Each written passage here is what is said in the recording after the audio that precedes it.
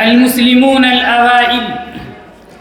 فأول من آمن بالنبي صلى الله عليه وسلم هي خديجة رضي الله عنها، ثم أسلم علي بن أبي طالب وهو يومئذ ابن 10 سنين، وهكذا أسلم زيد بن حارثة وأبو بكر وغيرهم من أشراف قريش.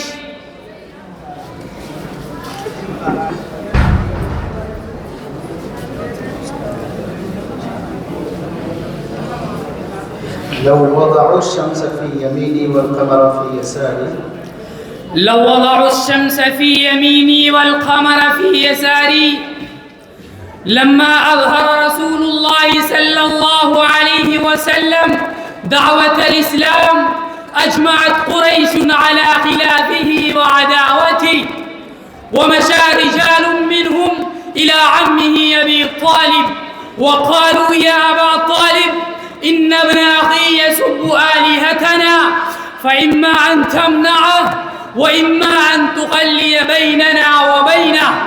فردهم أبو طالب ردا جميلا وانصرفوا، وبعد وقت قليل أتوا إلى أبي طالب مرة أخرى وقالوا: يا أبا طالب، والله لا نصبر أكثر مما صبرنا.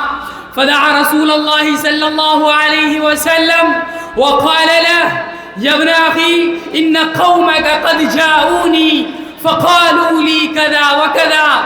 وظن رسول الله صلى الله عليه وسلم وقال: يا عم، والله لو وضعوا الشمس في يميني والقمر في يساري لا أتركن أمر الدعوة. كفى ما شاء الله، وبارك فيك.